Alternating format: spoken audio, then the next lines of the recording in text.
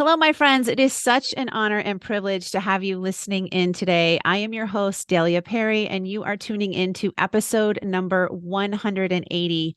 I could not be more thrilled to be bringing you my conversation with today's guest, Dr. Rebecca Chopp.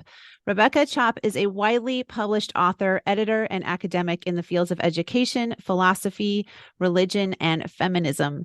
Rebecca served as the 18th and first female chancellor of the University of Denver. She was additionally president of Swarthmore College and Colgate University, and she served as provost and executive vice president for academic affairs at Emory University and as dean at Yale University.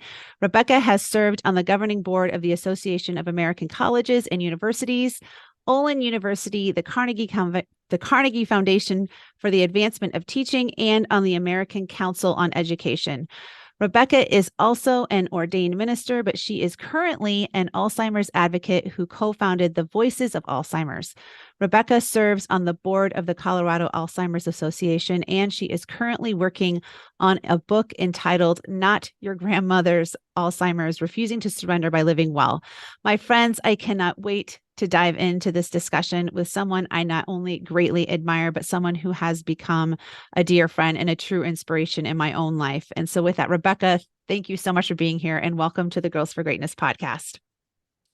Well, thank you. It's so much fun to do this with you. We've watched a lot of It is. Together. I know. Those of you listening in may not know, Rebecca and I met a few years ago online and through a group there, and we have become friends and communicate quite frequently. And it's just been so amazing to watch her journey and to just get to know her more. And it's just truly amazing to have you here. So thank you so much. So Rebecca, so obviously I listed off so many of these amazing accomplishments. And of course, you know, you have had just an amazing career in academics and so many other things and are so well accomplished. And yet I know there was an article that was recently written in the Chronicle for Higher Education entitled The Reinvention of Rebecca Chopp. And I was just wanting you to maybe start out by telling us about that process of reinvention for you, what that has entailed, how that even came about, just maybe your journey from when you stepped away from your career in academics to now. Okay. Well, I love the concept reinvention. It speaks to our ability to move forward, to face challenges, to seize opportunities, and to take who we are and stretch. And I always think I've reinvented myself. I think most of us has reinvented ourselves many, many times. But in 2018, I went to the doctor on my annual physical, and she ended up giving me a mini mental exam, which is an exam to see if you're having neurological problems. It was kind of a fluke. The only real symptom I had was that I started sleeping a lot. And long story short, I ended up being diagnosed with mild cognitive impairment and Alzheimer's. This was a total shock. I mean, I've always thought of myself as a brain with the body. The one thing I always felt good about was that I could figure things out. I was intellectually strong, but I was also very practically strong. Combination of my mother and father in one person. And all of a sudden, I get Alzheimer's. I wanted to work for another 5 to 7 years. I was 68 at that time. Wow. But it's pretty clear that stress aggravates Alzheimer's. We all have stress. You raise kids. I raised a kid. That's stressful. Yeah. Living in the world is stressful. But being a chancellor or president, I was working 16-hour days. And, wow. You know, I was seeing a large $100 million plus almost $200 million budget overseeing students, faculty, buildings, facilities, dining, everything. And I had to step away. So two things happened. I retired, and the joke in my family was I would never retire. I was my work. Sure. Right? Sure. And all of a sudden, the one great tool I counted on was going to disappear. So depression and despair sat in. But through a process I'm happy to talk about, I began to realize that Alzheimer's no longer means that you're immediately gonna die. There are years left, Sure. or can be. Every case is different. So I had to reinvent myself. Sure. And I mean, I had to totally reinvent myself, other than family, right? Right. Coworkers were gone. All I'd done in my life was gone. Ooh. So I became an artist, and I focused on a very healthy lifestyle, and I became an Alzheimer's advocate. That's amazing. I was wondering if you talk a little about maybe just going back to when you were first diagnosed. And I know you alluded to it a little bit, but just, you know, the range of emotions, I'm sure, from shock to despair to, you know, maybe anger, and how you, I guess, pulled yourself out of that. Was it a lengthy process? Was it something that you just had to wrestle with for a while? I'm just curious how that all kind of settled in for you. You know, I would say yes, yes, yes, and no. It was kind of a lengthy process. Sure. On March 17th, 2019, after tons and tons of tests, I went to a neurologist who will go unnamed. And this neurologist basically told me that in 2 to 3 years, I wouldn't be able to feed myself or button my shirt. I'm an independent soul. Sure. Of course. I've never been one of those women that men want to help or anything. I'm Right. pretty independent. And also, I mean, I had just started the diagnosis 4 or 5 months ago.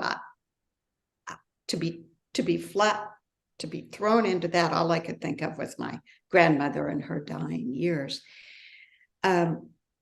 My husband walked away. My husband and I walked away and sat in a car and cried and cried and cried.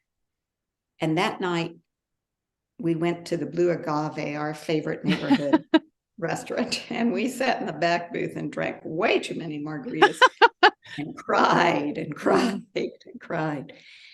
And, you know, we were shocked.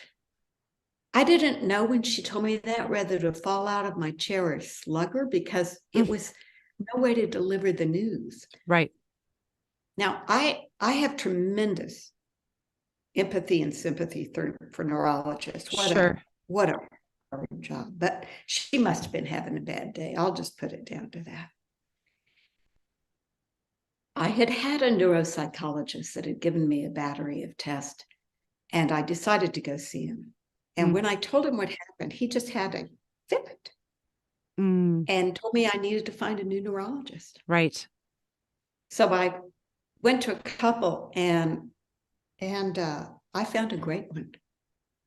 And, you know, that's such a lesson in life. If you can, keep going until you find a fit, be it a therapist or a fitness trainer or a neurologist. And she was a great fit. And she told me to live with joy. You know, here I'm dying. You know, I think I'm going to be dead in a couple of years. She says, live with joy. And she gives me these prescriptions.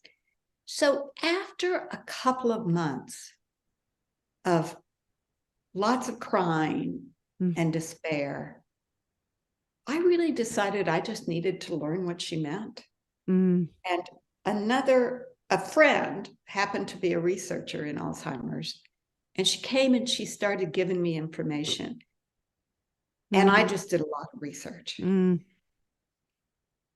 read a lot. And, you know, I'm writing a book about my own journey now, because I don't want others to have to go through that. What ended up being about a year Wow.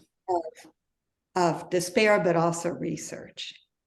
And finally, through that process, and then with the help of learning art, Yeah. I decided I was going to A, fight, and B, live with joy. Mm, that's I still have amazing. my dark days. Sure. Of course. Of Set in, course. we all do. Of But course. That's amazing, Rebecca. How did you, I guess, was it through your research that you kind of came up with your ideas of how you were going to start to paint and then change your lifestyle, change your diet, change all of those things? I mean, was any of that anything that you knew when you were diagnosed?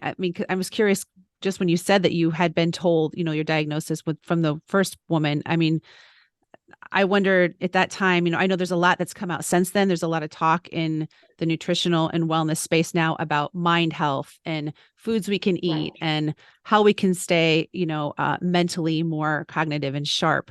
But did all of those things basically come from your own research then and what you decided, look, like if I'm going to fight this, this is what I'm going to have to do? Yeah, it really came from my research. We Mm, were just on the wave in 2018, 2019 to focus on brain health. There were yeah. very few books. Mm, Again, my friend Lotta Granholm Bentley uh, gave me some suggestions, a little bit of research. mm, And my doctor had said, live with joy. And then she said, get creative, use mm. the right side of your brain. She said 2 hours of exercise a day. Wow. So she wrote these, this was my prescription. Wow. Follow the mind diet, which is a brain Yeah. healthy version of the Mediterranean, and sleep. Mm, And then because I'm a very spiritual person, I added spirituality. And that is a fairly common theme with Alzheimer's now, spirituality. Uh, so she just gave me as orders. And sure. then I started investigating. Mm, The art kind of fell into my lap, and that a good friend, Frances Lucas, uh, when I told her I had Alzheimer's, she's a Southern woman from Mississippi. This is tall, commanding presence. mm. And she said, honey child, you're going to have to learn to paint. You Oh got my, to paint. Good for your brain. wow. So she flies to Denver. She takes me, my sister, and a friend up to Crested View. And she says, we're going to paint. I had been told as a child I was not artistic.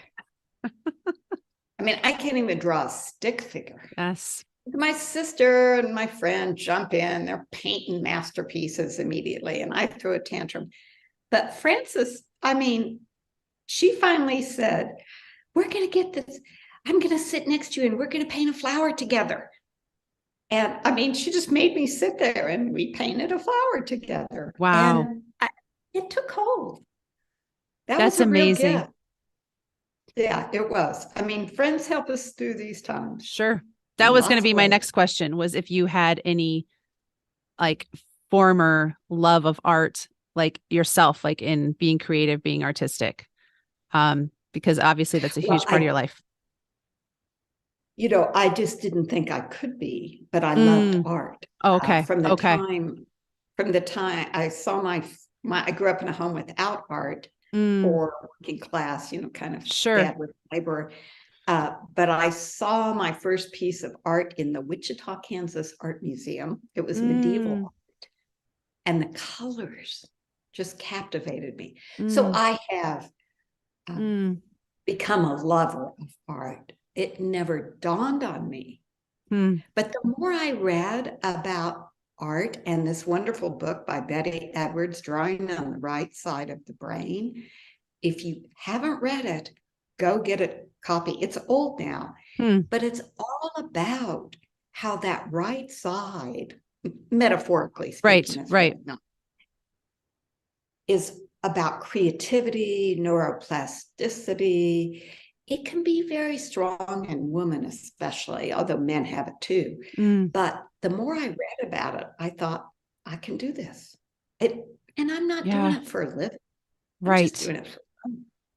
Right. No, that's so great, Rebecca. And I think a great reminder to us, just hearing you say that about the importance of tapping into that side of us, something that I think so often gets shoved to the wayside and we don't Yes. use, especially now in a world full of media, which takes up so much of our time.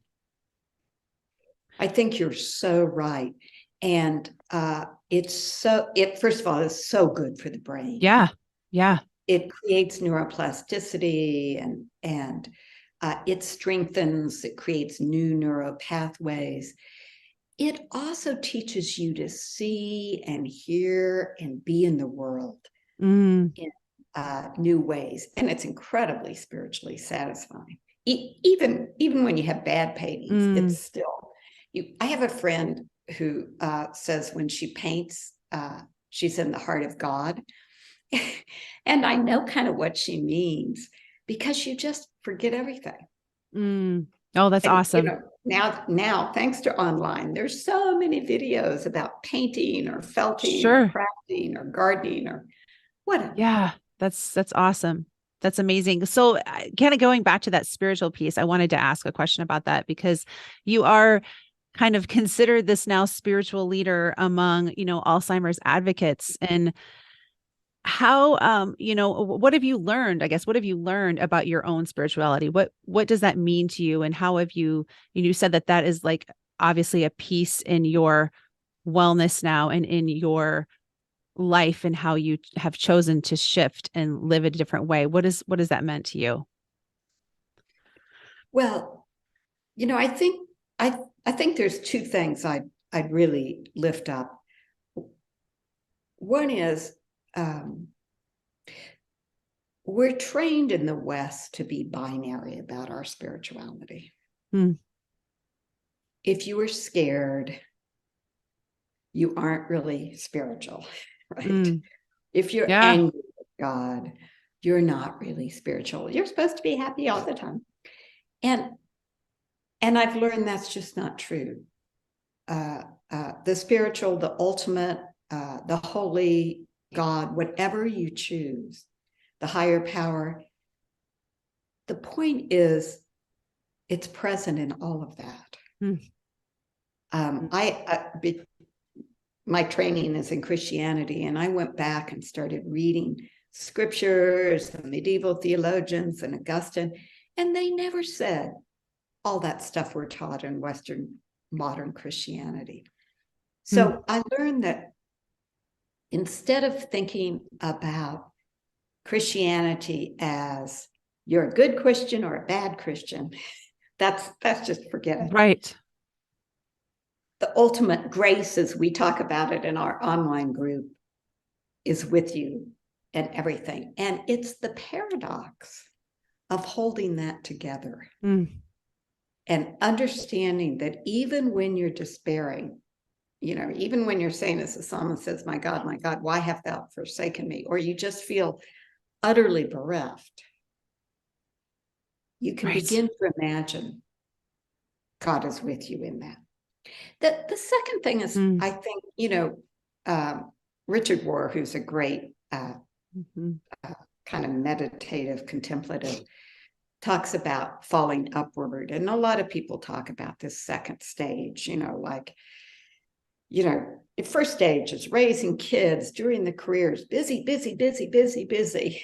And your second stage is kind of about abiding, Hmm. contemplation. Hmm. And I think this has been such a gift to me to learn to be still and to rest in the peace, and kind of quietness. I mean, I do live, near the mountains, as you know, and I see the mountains every day, and I just abide in that beauty. Hmm. And, grace, I don't know, is it Anne Lamott says something like grace takes the ordinary and transforms us through it. And that's a perfect language of abiding. So I think one has to hold all the just I call it darkness, lamentation, and awe together. It's all religious, it's all spiritual. And then in this phase, and I hope, that everyone can learn to open themselves to is contemplation, abiding, openness to the stillness. In such a busy, busy, busy world, we have to take time to just abide. Yeah, that's beautiful. Really beautifully said. And I, like you, Rebecca, I mean, I think, my upbringing, much the same in Christianity, but I think one of the things I've realized lately is that, not to go off on this spiritual tangent, but, I feel like so often, like you said, with whatever we're believing, I feel like there's this, I don't know how I want to put it, just a way that we're supposed to be, like you said, happy or this all the time. And we almost have this fear of coming to God in my situation, I would say, like with all of the stuff that is, not happy, and is not fun, is, causing us pain, causing us sorrow, causing us whatever. And just, I guess, maybe the hesitancy to be real is something that I've had to learn is not really, I think the way it was meant to be. I think we have all, have this opportunity to then come, to God or whatever we're, praying to, or however we're looking at it. At least for me, that's what it would be, and be real and not be shying away from really talking to God about what we're struggling with, and not being afraid to show our own emotion, I guess, is what I'm trying to say. Right. And I think that since we're headed in a tangent, you'll pull us back.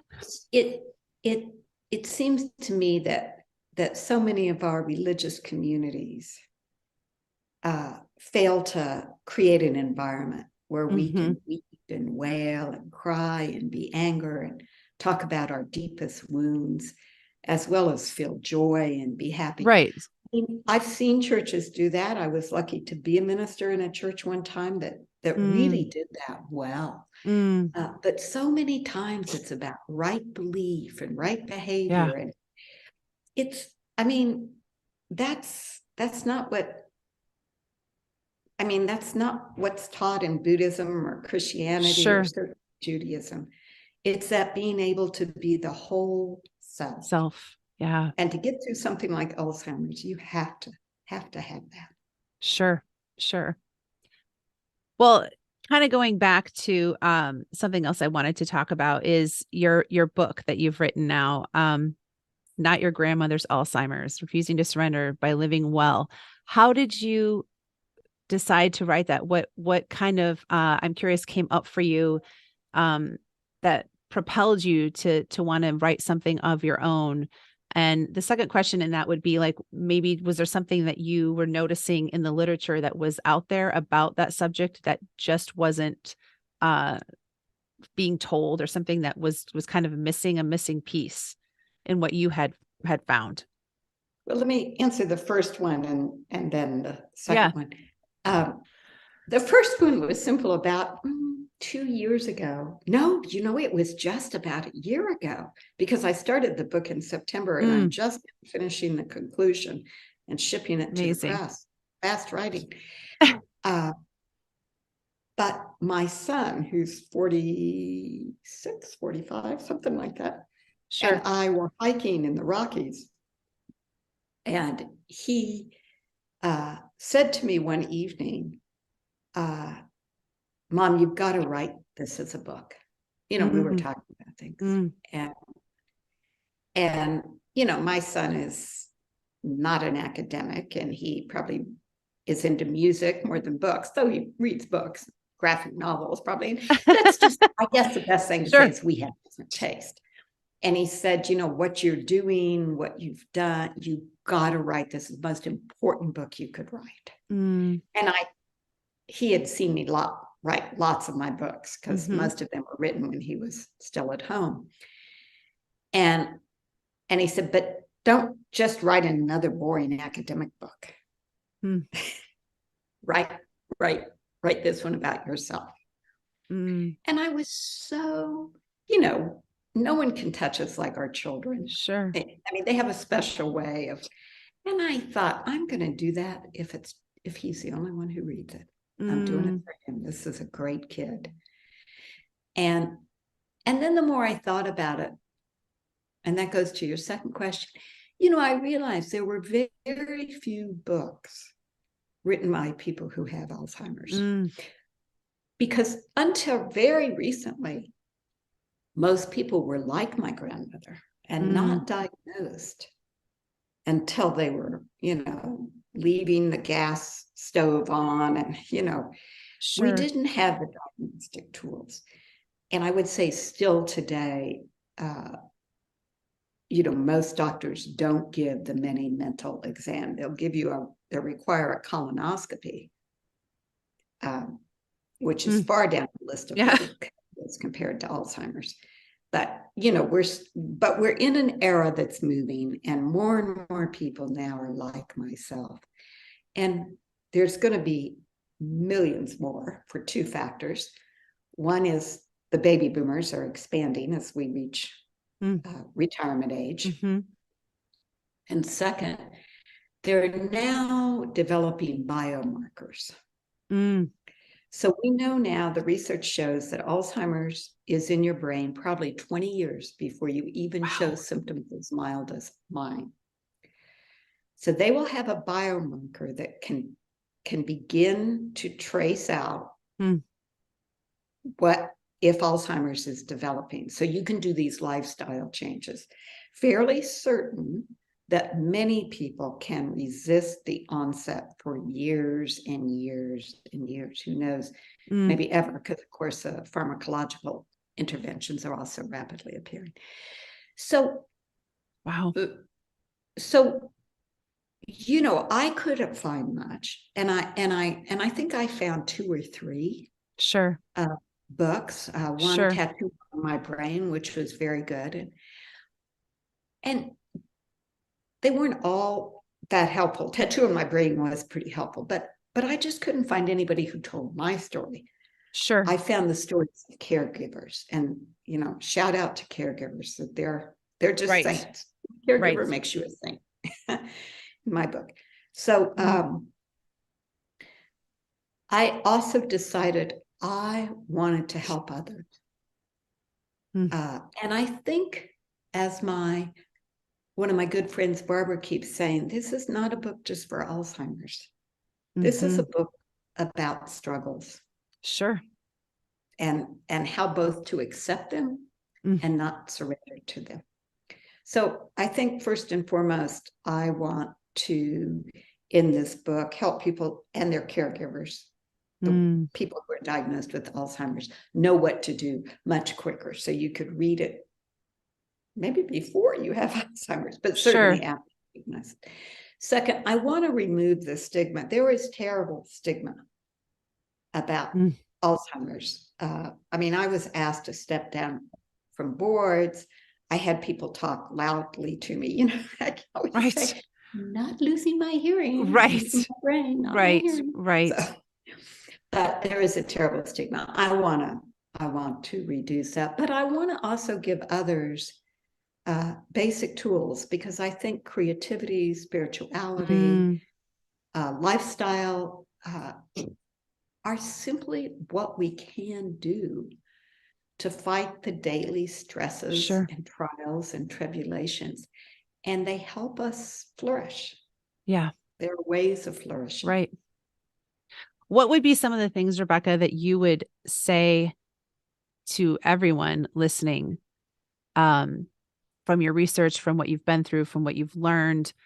I know I've heard some things as well, but I'm curious for you, what you would say are things that we should all be doing to ensure that we have, the best neurological brain health that we can as we continue through our life. Because I know that there are things that really cause a lot of damage and havoc to our brains that we don't realize. I didn't realize until I had heard about, so things that I myself am working to change. But I'm curious for you, what would you say? Well,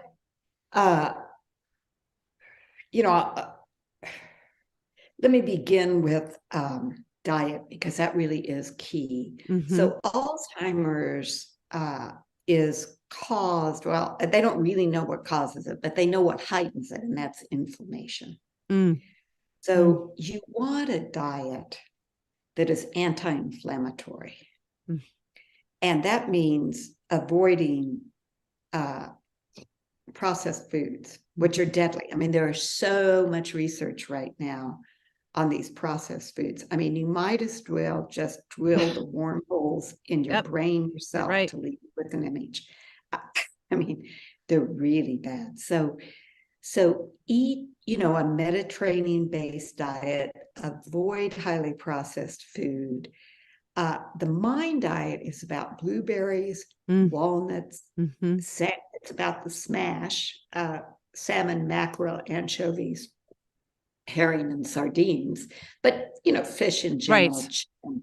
Just eat that healthy, drink lots of water, limit sugar. But I would say, as my wonderful my wonderful neurologist, the Live with Joy neurologist, said, you don't have to be 100% pure. Right. I mean, ice cream is a highly processed food, and it is my favorite food in the world. Right. So once in a while, right. Of course. The diet is really extremely important. Kidney beans, lentils, those things are known. That's again part of the Mind diet. So you can Google that. Sure. Or just eat a Mediterranean diet. That's fine. Exercise is key. There's an international study called the Finger Study, and there's a study at Wake Forest called Exert. And the results are pretty amazing at people's ability to delay the onset of severe symptoms.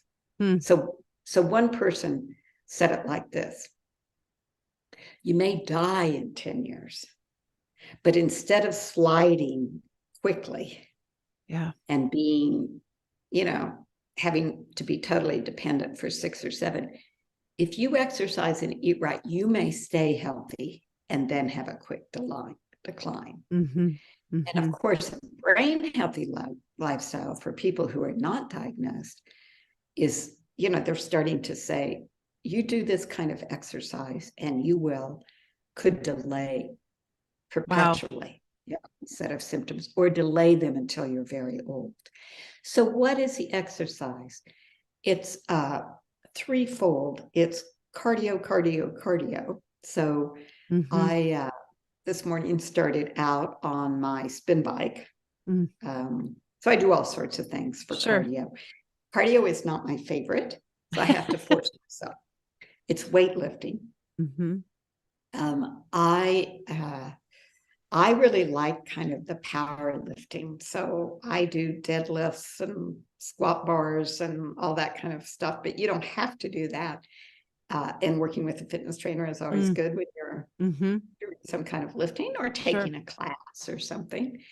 And then it's choreography. So that's balance, stretching, kickboxing, ballet, bar. Those 3 are really key. Now, some doctors say, if you can't do that, just walk. So I walk between 5 to 7 miles a day on top of that, because I decided what I needed in my life was a puppy. Yes. My husband had a different reaction than you just had. He said, oh my God, a puppy. So I got a Pomsky, which is part husky, very, very active dog. So cute. So, it kind of helps me with the cardio, because a Pomsky walks pretty fast.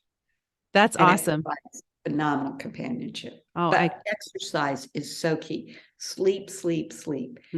Sleep is when your brain can cleanse itself of the toxins that cause the tau, the plagues, or what I popularly call the wormholes. So you have to sleep. And I never slept, and it probably contributed to my Alzheimer's. Sure.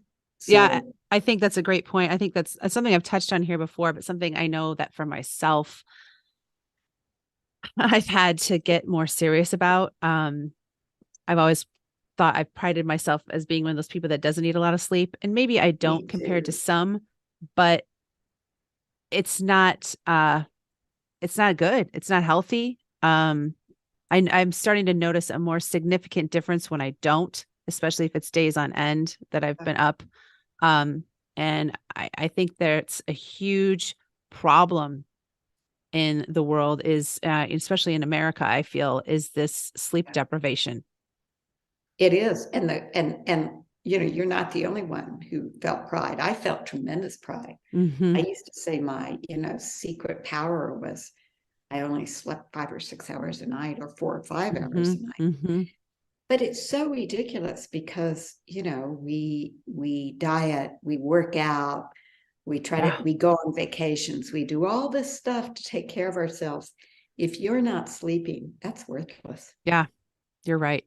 You're exactly right. I love it. Such great recommendations. Couple other questions before we kind of wrap up. One of them, Rebecca, I wanted to ask is, and we kind of touched on a few little things, but I'm curious what awareness you really want to try and bring to the topic of Alzheimer's. Where do you see where we're at right now in terms of healthcare and research and people's knowledge of, um, you know, what to do if they are diagnosed or how they start to even, um, I guess maybe even just the whole topic in terms of what's funded and where are we at in that, and what are you wanting to really help people understand? This is really, really important that we do this. Yeah. It is, as your question suggests, so multifold. Mm-hmm. We need the public to understand that, you know, 1 out of 3 or 4 people over 65 get Alzheimer's, and people get it. I mean, it's the fourth or fifth largest killer in our Mm, society. And it is a hugely costly mm, disease. The average family spends about 300,000 wow. uh, to take care of somebody with Alzheimer's. So we need to understand that this is bigger Mm-hmm. than many, many diseases we worry far more about. We need to understand there are things we can do immediately. Like Mm, we need to do what we do for heart and sure. cancer and the other big killers. So we need to understand that. So we need a massive campaign in the public Mm, that helps educate. Power is knowledge. That's my mantra. Power, mm. you know, knowledge is power. I'm sorry. Yeah, Power right. is, but you can say it both ways. Right. Uh, so, and people need to know, of course, if they get diagnosed, get to work as fast as you can.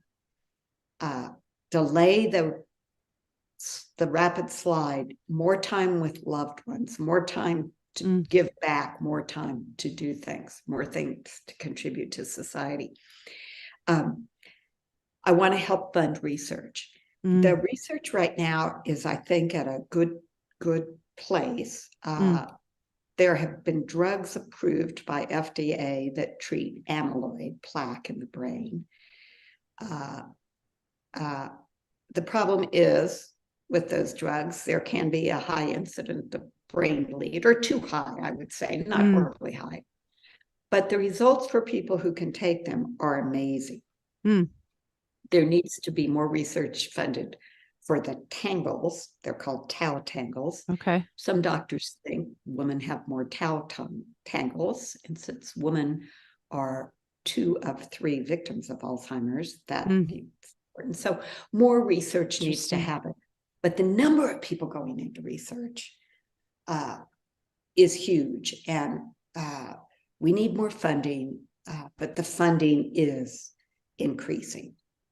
I want to go back to those drugs for a moment Yeah. because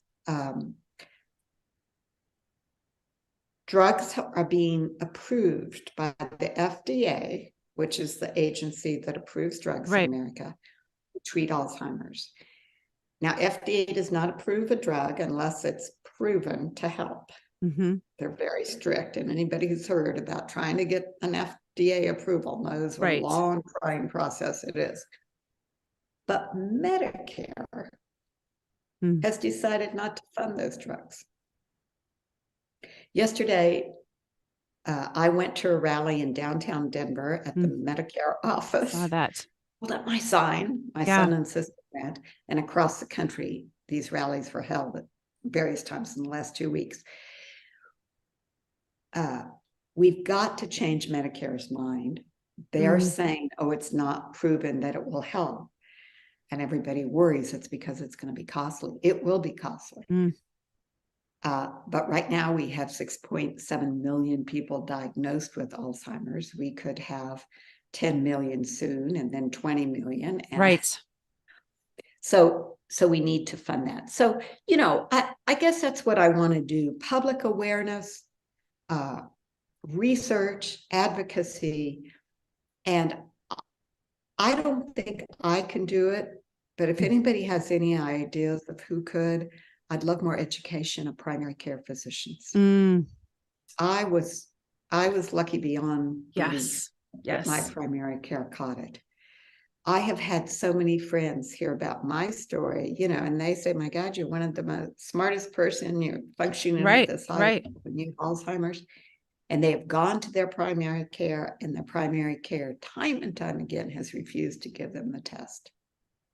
Wow. We need those tests, but I don't, primary care physicians are under their own tremendous No, but stress. that's a great Many point. of them are going to pick up my book and read it.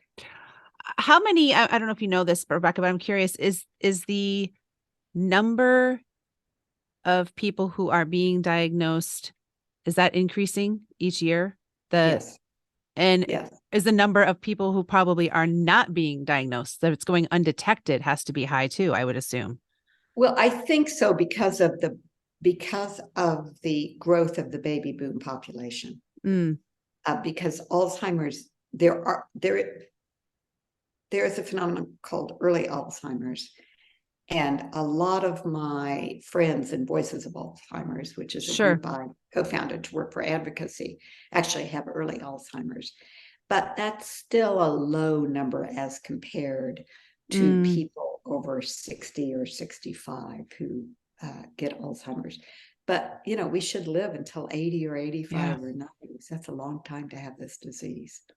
Yeah. So yes, I think it's increasing both the diagnosis and the undiagnosed. And many people don't want to be diagnosed. I mean, I get that all the time. Why would anybody want to be diagnosed? Another reason to write my book. Of course. So you can fight it. Exactly. So you can fight it. Is it seem to be, does it seem to be something that's hitting younger?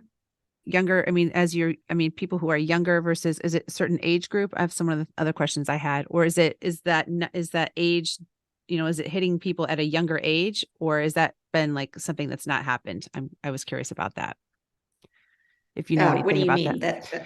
The disease is no, I mean, just being diagnosed. I mean, is it within usually a certain age range, or is that age number going down? Like, no, it's not.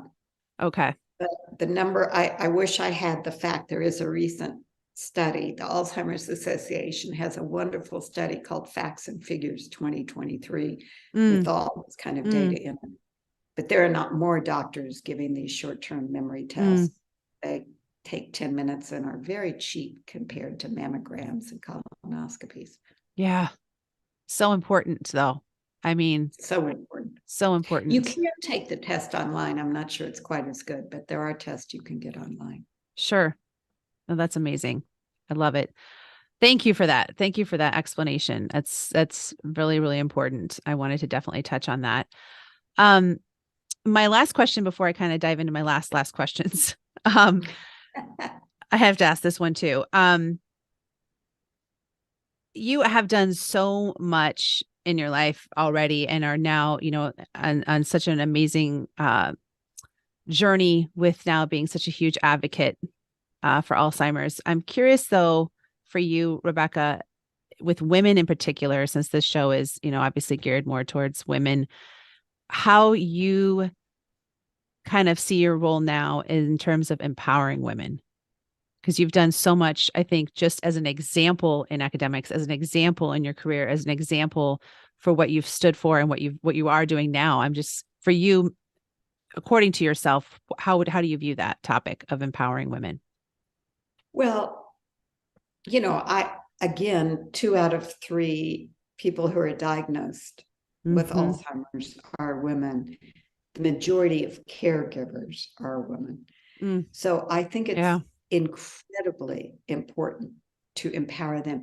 Interestingly, in my own experience about a lot of people contact me. I think I have Alzheimer's or I've been diagnosed or whatever. Mm, Men tend to be more in denial, I think, and that's just my experience. So I interesting. really want to empower women to do what they can do.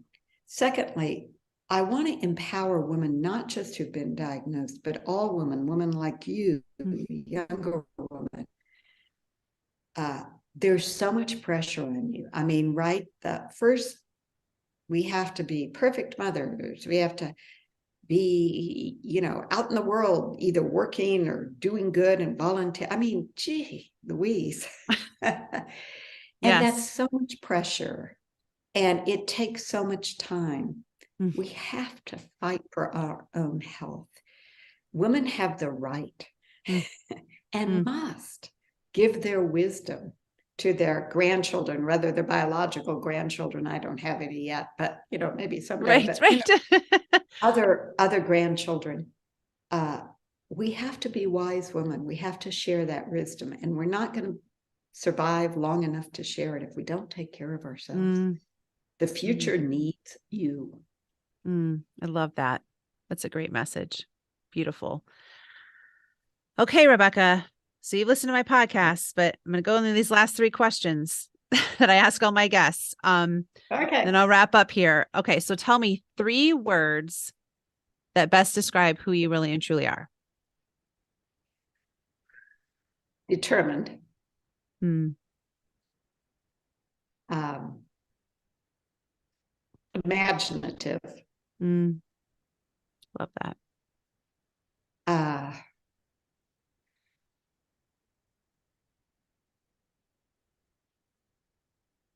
a realist. Mm, that's great. Those are great words. Love those. Okay, so tell me one thing that you are currently working to improve upon in your own life right now. Uh, Cardio. I really hate cardio. I I know. mean, I That's just so hate it. funny. That's so funny. There's so many I people that just, say that. I hate cardio. I hate it. I just can't stand it. So I bought 2 things in the last 6 months because you got to have the equipment. Of course. The Of outfit and the course. equipment. Of That's course. that's everything. It's not that I couldn't go out and run. Exactly. Exactly. So I bought a little trampoline. That is Oh, fun. yes. Yes. Those are And fun. I bought a spin bike. Oh, So that's I awesome. really need to do cardio. There are some very recent, I mean, within the last 6 months is showing that cardio is the most impactful. Mm, So I got to get with the cardio troop. yeah. Well, those are great. Those are great things you bought for it. I know. I love it. Um, okay. And the last one, tell me one thing you are proud of yourself for being or doing.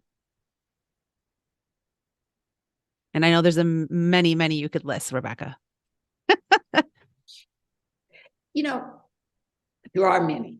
Being a parent, blah, blah, blah, blah, Right. Right. blah. But everybody has those, or in one way or another.